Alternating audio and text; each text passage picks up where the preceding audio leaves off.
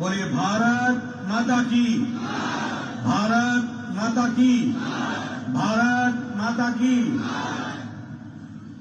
आज के इस जनसभा में मंच पर उपस्थित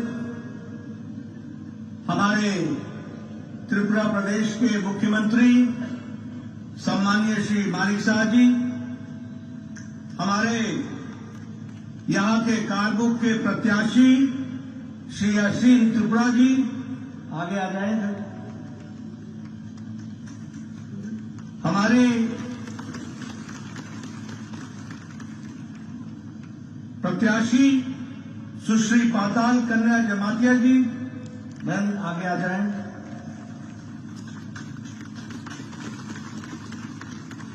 श्री रंजीत दास जी, प्रत्याशी एवं वर्तमान में विधायक।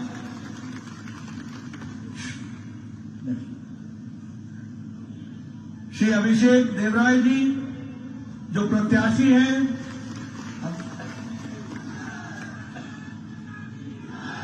हमारे नॉर्थ ईस्ट के कोऑर्डिनेटर और राष्ट्रीय प्रवक्ता श्री संबित पात्रा जी,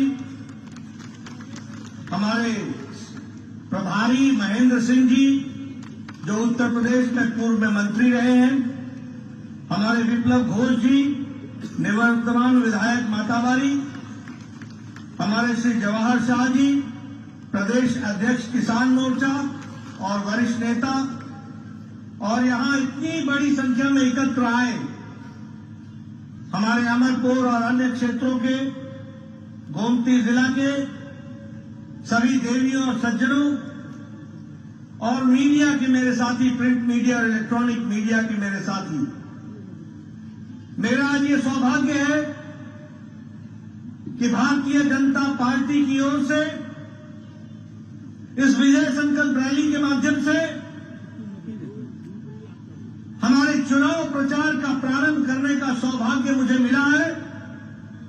और आप सब लोगों ने जो इतनी बड़ी संख्या में आए हैं, वह स्पष्ट संदेश देते हैं कि त्रिपुरा की जनता ने तय कर लिया है, एक बार फिर भाजपा भाजपा भाजपा। मित्रों, मैं जब यहां पर आया हूं तो मंगल चंडी मंदिर को प्रणाम करता हूं। ये पुरातन मंदिर जो 15वीं शताब्दी में हमारे राजा अमर माणक्य देव वर्मन जी ने बनाया था, ऐसे पूज्य मंदिर को, मंगल चंडी मंदिर को मैं प्रणाम करता हूं और उनसे आशीर्वाद लेकर के अपनी बात को प्रारंभ करता हूं। मैं जब त्रिपुरा में आया हूं तो आज ये मेरी जिम्मेवारी बनती है कि मैं नमन करता हुआ त्रिपुरा सुंदरी मंदिर और माता को, त्रिपुरा सुंदरी माता को जो 51 हमारी शक्तिपीठ में से एक है, ऐसी पवित्र माता को नमन करते हुए अपनी बात को प्रारंभ करता हूं। मुझे खुशी है कि अभी अभी पद्मश्री का अवार्ड हमारे श्री नरेंद्र चंद्र देव वर्मा जी को दिया गया और श्री विक्रम बहादुर जमातिया जी को दिया गया।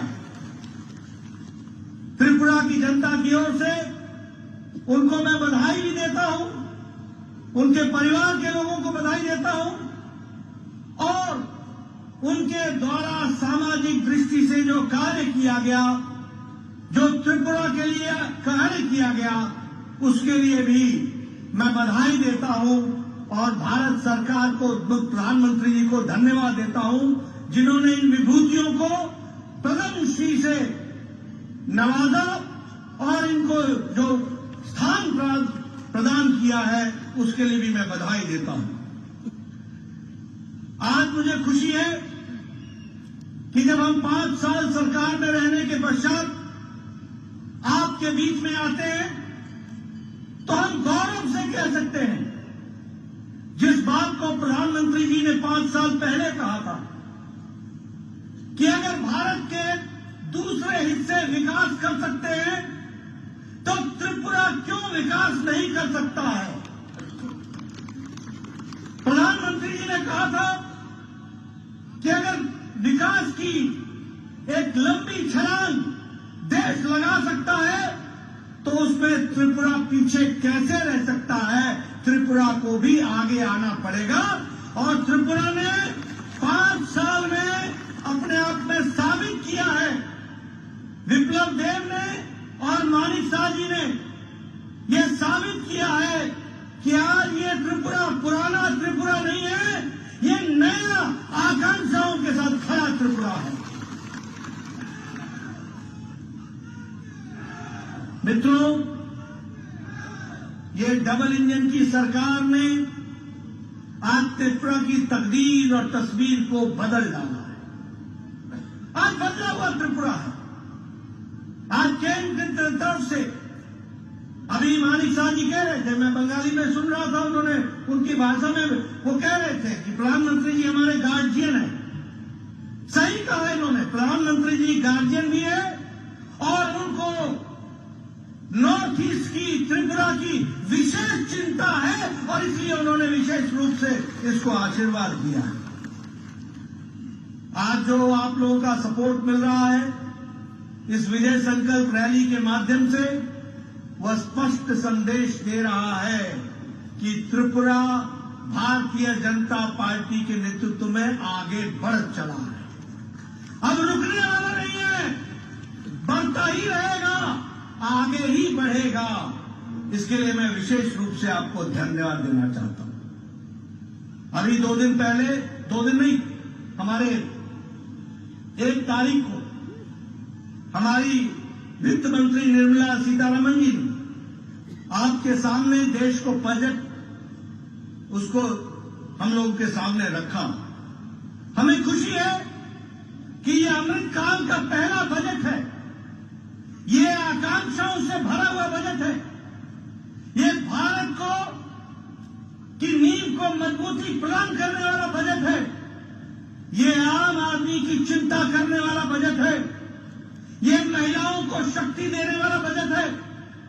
ये युवाओं की आकांक्षाओं को उड़ान देने की ताकत रखने वाला बजट है और यह विकसित भारत की ओर ले जाने वाला बजट है। इसलिए यह बजट त्रिपुरा के लिए भी आकांक्षाओं से भरा हुआ है, यह मैं जरूर कहना चाहता हूं। आज मुझे खुशी है कि इस बजट में 79,000 करोड़ रुपए सिर्फ प्रधानमंत्री आवास योजना के तहत रखे गए हैं। यह छोटी घटना नहीं है। 79,000 करोड़ रुपए का मतलब है कि आम गरीब व्यक्ति अब कच्चे मकान में नहीं रहेगा, उसको पक्के मकान में रहने की व्यवस्था की गई है। अगर हम देखें तो लगभग 15,000 करोड़ रुपए जनजातीय समूहों के लिए खर्च होने वाला है। 15,000 करोड़ रुपए हमारे कमजोर जनजाति भाइयों के लिए खर्च होने वाला है। अगर हम देखें आदिवासी बच्चों के पढ़ाई के लिए 38,800 टीचरों की नियुक्ति की व्यवस्था है। किसी ने सुध नहीं ली कि हमारा आदिवासी गरीब बच्चा कैसे पढ़ेगा, कैसे उसकी व्यवस्था की जाएगी। लेकिन इस बजट में सिर्फ आदिवासी बच्चों की पढ़ाई के लिए 38,800 टीचर बहाल किए जाएंगे, इसकी व्यवस्था की गई है। महिलाओं के सम्मान की मैं बात कर रहा था। ये महिला सम्मान बचत पत्र, इसके माध्यम से महिलाओं का सशक्तिकरण करने का भी प्रयास होगा।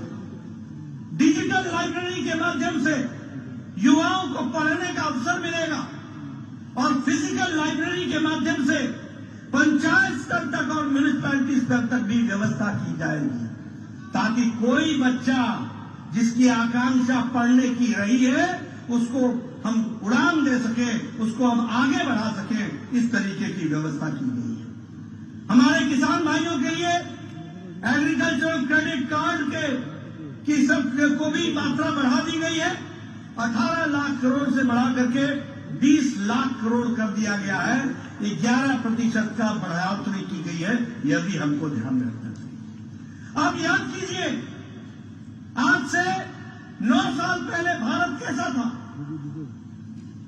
घुटनों पर टेकने वाला भारत था, फैसला नहीं लेने वाला भारत था, पॉलिसी पैरालिसिस से गुजर रहा था, भ्रष्टाचारी देशों में से इसका नाम शामिल था, आए दिन भ्रष्टाचार हुआ करते थे।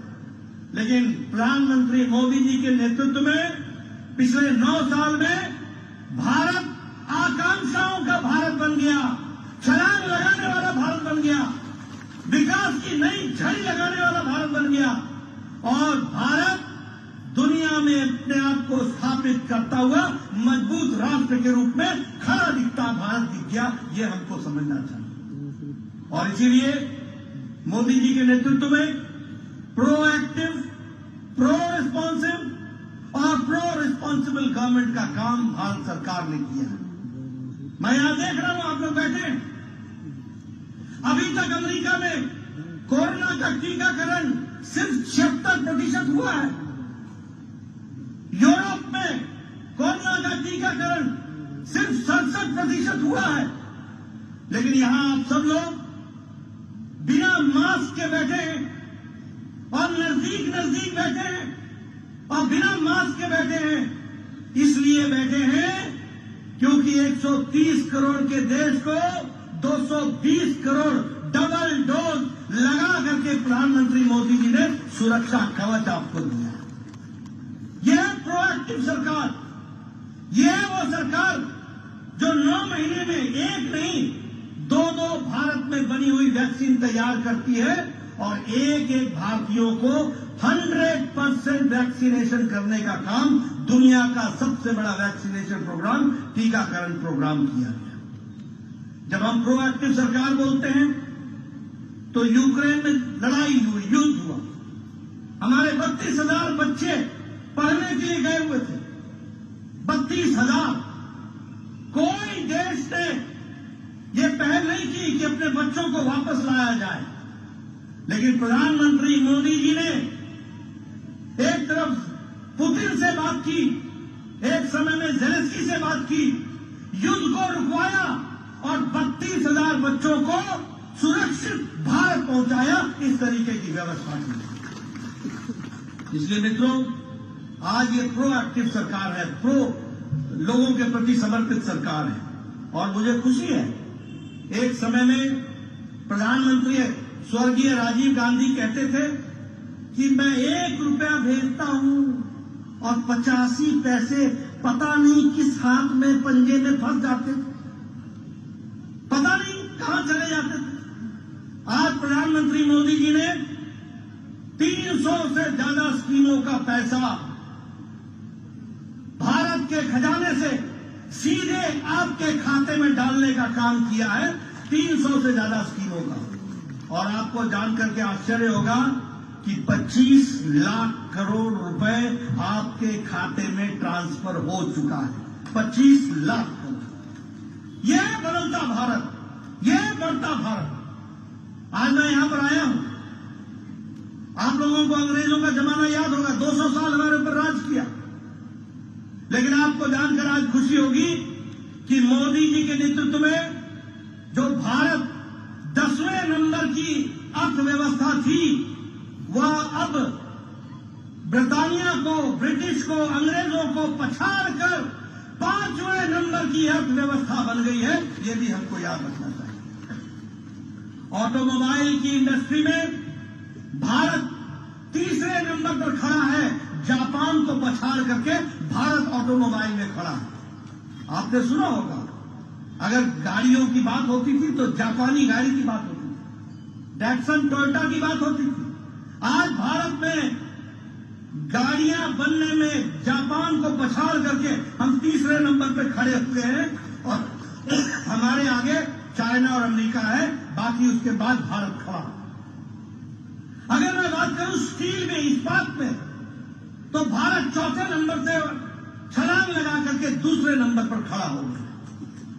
अगर हम बात करें दवाइयों में, तो गरीब की फार्मेसी भारत बन गई है दुनिया के लिए सबसे कारगर दवाई और सबसे सस्ती दवाई भारत दुनिया को दे रहा है। यह परिस्थिति आकर के खड़ी हुई है। इसलिए मित्रों, विकास की दृष्टि से एक नया आयाम लिखने का काम हुआ। हमारे गांव के लोग यहां बैठे हैं। मैं आज आ रहा था, मैं देख रहा था कि गांव कितने दूर दराज के इलाके में है, लेकिन आपको जानकर खुशी होगी कि 2014 में प्रधानमंत्री ग्रामीण सड़क 3,81,000 किलोमीटर था और आज प्रधानमंत्री मोदी जी के नेतृत्व में 7 लाख किलोमीटर ग्रामीण सड़क बन गई है। और आपके त्रिपुरा में पिछले 5 साल में 4,700 किलोमीटर की सड़क बनी है। ये बदलता भारत, ये बदलता देश, इसको भी हमको समझने की आवश्यकता है। मैं यहां यह भी बताना चाहूंगा कि हमारे ट्राइबल भाइयों के लिए विकास की नई योजनाएं बनाई गई। 36,000 गांव जो ट्राइबल से बहुतायत में है, उनके विकास के लिए प्रधानमंत्री आदि आदर्श ग्राम योजना का योजना बना गई। 400 एकलव्य विद्यालय बनाए हैं, 400 एकलव्य विद्यालय, ताकि हमारे जनजातीय क्षेत्र के बच्चों की पढ़ाई की व्यवस्था हो सके। उसी तरीके से 3,000 से ज्यादा वंदन केंद्र के माध्यम से नए लाइवलीहुड, उनके जीवन के यापन की व्यवस्था की जा रही है। और सबसे बड़ी बात, जनजातियों के लिए गौरव का विषय है कि आज भारत के प्रथम नागरिक के रूप में महिला राष्ट्रपति महामहिम द्रौपदी मुर्मू आज भारत की राष्ट्रपति के रूप में विराजमान है। 70 साल में कभी किसी ने आदिवासी की चिंता नहीं की। आज मुझे खुशी है कि लगभग 8 मंत्री केंद्र में जनजातीय हैं। मुझे खुशी है कि हमारे मुख्यमंत्री जनजातीय रहे हैं। मुझे खुशी है कि 5 हमारे एनडीए के उसमें विभिन्न पदों पर हमारे जनजातीय मंत्री। और अगर हम ट्राइबल कम्युनिटी की बात करें तो बजट को जनजातीय क्षेत्र में 4 गुना बढ़ा दिया गया है, 4 गुना बढ़ा दिया है। मुझे खुशी है कि आपके यहां का स्कॉलरशिप बच्चों के लिए डबल कर दिया गया है, दुगना कर दिया गया है।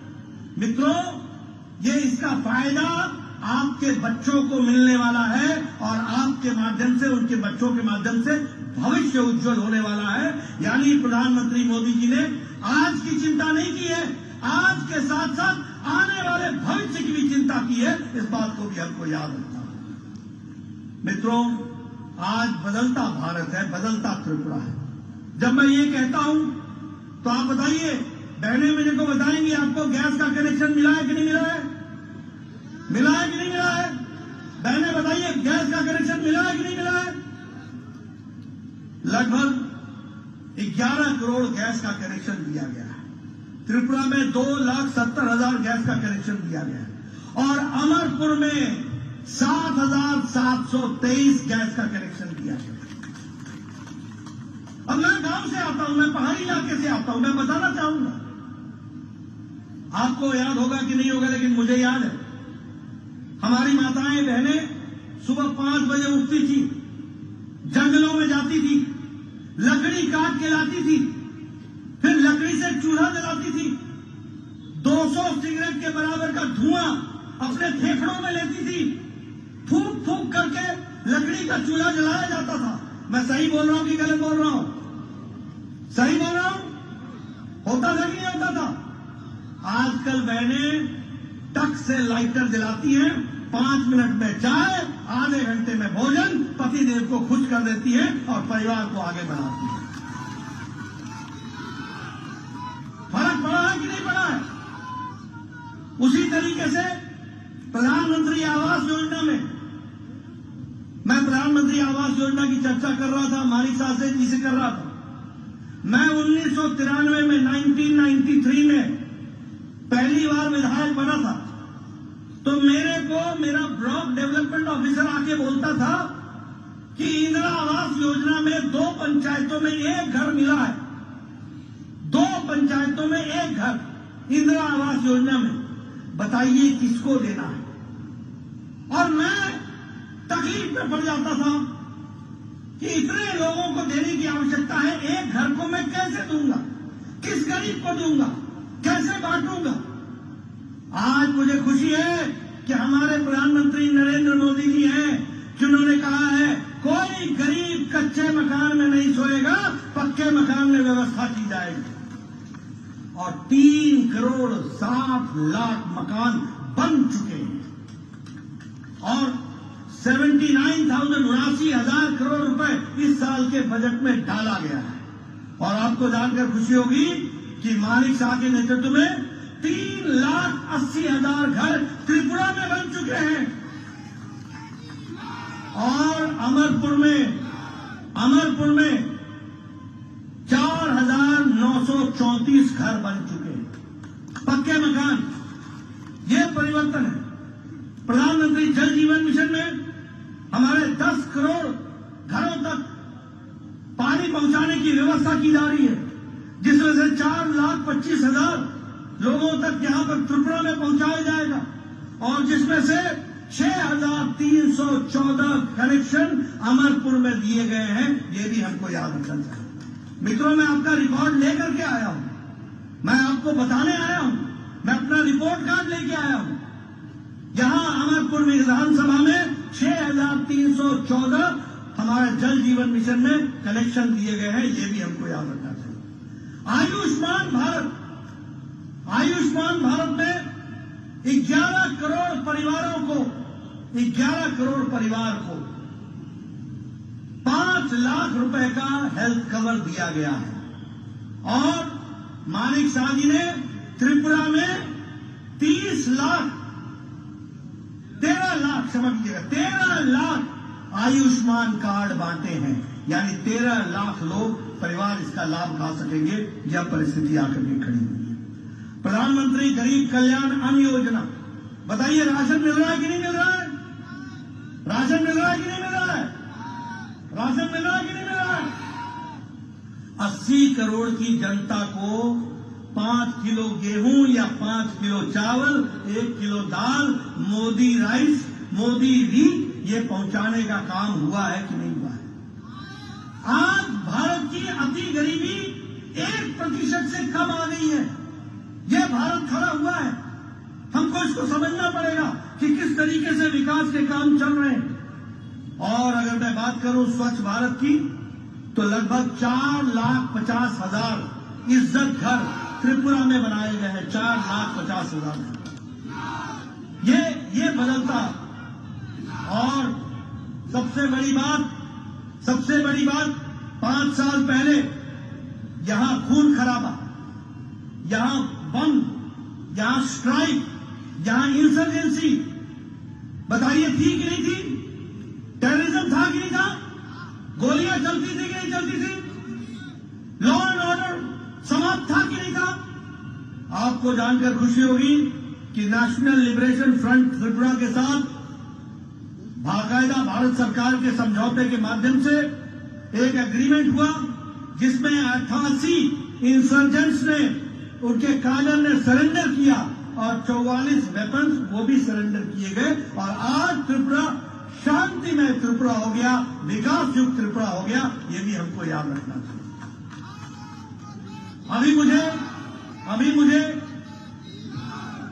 अभी मुझे ब्रू रियांग के साथी मिले थे, उन्होंने मुझे पटका पहनाया। ब्रू रियांग का 37 साल से झगड़ा चल रहा, उनको बसाने का काम, और लगभग 37,000 लोगों को फिर से बसाया गया। और भारत सरकार ने अपनी ओर से 600 करोड़ रुपए खर्च करके उनके निर्वासन का काम किया गया, उनको बसाने का काम किया गया। ये भी हमको ध्यान रखना। मित्रों, हम अब त्रिपुरा के लिए शांति लेके आए हैं। हम त्रिपुरा के लिए नई ऊर्जा लेकर के आए हैं। हम त्रिपुरा के लिए टूरिज्म के माध्यम से, पर्यटन के माध्यम से विकास की नई आकांक्षाओं को लेके आए हैं। हम 5G कनेक्टिविटी को लेके आए हैं। हम कल्चर को आगे बढ़ाने के लिए आए हैं। हम यहाँ पर प्राकृतिक खेती हो, इसको बढ़ाने के लिए आए हैं। हम खेल को बढ़ावा देने के लिए आए हैं। और हम त्रिपुरा की ताकत का पूरा उपयोग हो सके, इस संकल्प के साथ आगे बढ़ने के लिए आए हैं। और इसमें आपका हमको साथ चाहिए। आज मुझे खुशी है कि अगरतला अखौरा रेल लिंक यह व्यापार के नए ट्रेंड को, नई संभावनाओं को आगे बढ़ाता है। और इसलिए इसके माध्यम से भी बहुत कुछ आगे बढ़ने वाला है, उसको भी हमको ध्यान में रखना चाहिए। मैं ये भी कहना चाहूंगा कि अभी प्रधानमंत्री जी आए थे और प्रधानमंत्री जी ने अभी लगभग 4,350 करोड़ का शिलान्यास किया है, त्रिपुरा के नए विकास की संभावनाओं को रखा। उसी तरीके से राष्ट्रपति द्रौपदी मुर्मू ने आकर के यहाँ महाराजा वीरेंद्र किशोर मानकीय म्यूजियम और कल्चरल सेंटर का भी शिलान्यास किया है। त्रिपुरा में नेशनल लॉ यूनिवर्सिटी खुलने के लिए नरसिंहगढ़ में उसका भी शिलान्यास किया है और अगरतला में IIIT ये बने, इसका भी IIIT बने, इसकी भी शिलान्यास किया है। मैं ये सारी बातें आपको इसलिए बता रहा हूं कि जिन लोगों ने कभी भी त्रिपुरा की चिंता नहीं की, उनको आज आपको मुंह तोड़ जवाब देने का मौका आया है और ये मौका आया है कि भारतीय जनता पार्टी को आप आशीर्वाद दें। और इसीलिए विकास की दृष्टि से त्रिपुरा की सरकार ने बहुत बड़ा काम किया। सोशल पेंशन बढ़ाई, हमारे 1,000 पेंशन से 2,000 कर दी, 33% रिजर्वेशन महिलाओं को दे दिया, विकास के नए आयाम लिखे गए, लॉ एंड ऑर्डर को कंट्रोल किया गया और लगभग 1,20,000 हमारे वनवासी भाई जो वनों में रहते थे उनको पटा देकर उनकी जमीन का हक दिलाने का काम त्रिपुरा की सरकार ने किया। ये भी हमको याद रखना चाहिए। मैं आपका ज्यादा समय नहीं लेना चाहता हूं, आप बहुत देर से आए हुए, लेकिन मैं आपको बताना चाहता हूं सबसे पहली बात कि जो हमारे विरुद्ध में लड़ रहे हैं ये कौन लोग हैं? ये गठबंधन काहे का गठबंधन है? ये गठबंधन उनके अस्तित्व को बचाने का गठबंधन है। राइट और left all together, 2 in 1, 2 in 1, right और लेफ्ट ऑल इन 1, 2 in 1। ये किस लिए है? अपने अस्तित्व को बचाने के लिए। और हम किस लिए लड़ रहे हैं? हम लड़ रहे हैं त्रिपुरा को दुनिया में, देश में आगे बढ़ाने के लिए लड़ रहे हैं। इस बात को हमको समझना होगा। हमारी लड़ाई त्रिपुरा के युवाओं को, आकांक्षाओं को उड़ान देने की है। हमारी लड़ाई महिलाओं को सम्मान देने की है। हमारी लड़ाई विकसित त्रिपुरा को लाने की है। हमारी लड़ाई व्यापार को बढ़ाने की है।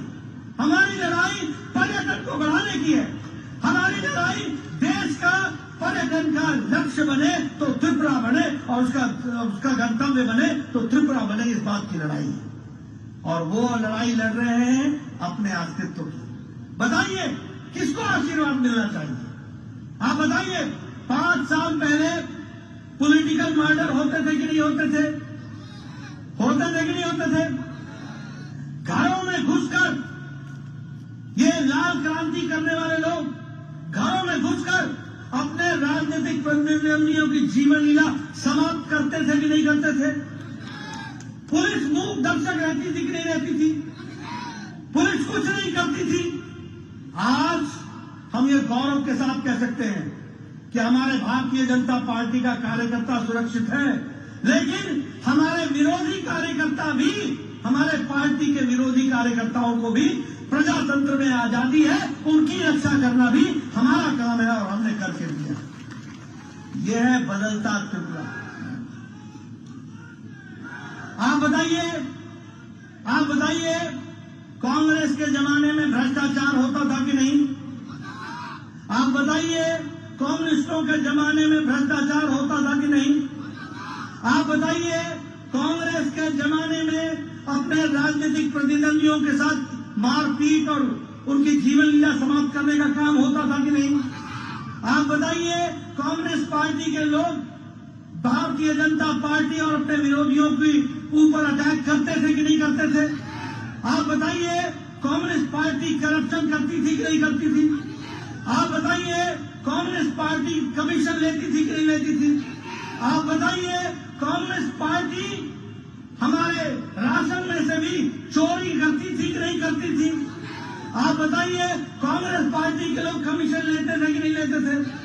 आज ये दोनों मिल गए हैं, दोनों। किस लिए?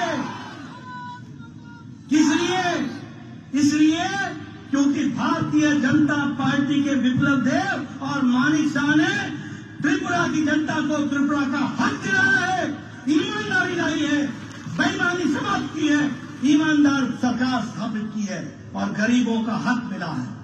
आप इस हक को बरकरार रखना चाहते हैं कि नहीं रखना चाहते हैं? आप इस हक को बरकरार रखना चाहते हैं कि नहीं चाहते हैं? आप वो लाल गुंडाशाही को बंद करना चाहते हैं कि नहीं चाहते हैं? आप भ्रष्टाचारियों को का काम समाप्त करना चाहते हैं कि नहीं करना चाहते हैं? अगर आप चाहते हैं तो इस चुनाव में अपनी इस उंगली से कमल का बटन दबाना, इनको काम देना और उनको आराम देना, इनको काम में लगाना, उनको घर बैठाना, ये आपका काम होगा और आप इस काम को करेंगे, मुझे पूरा विश्वास है। करेंगे ना? करेंगे? करेंगे? इधर से आवाज आ जाए, करेंगे? बोलिए भारत माता की, भारत माता की, भारत माता की। बहुत बहुत धन्यवाद।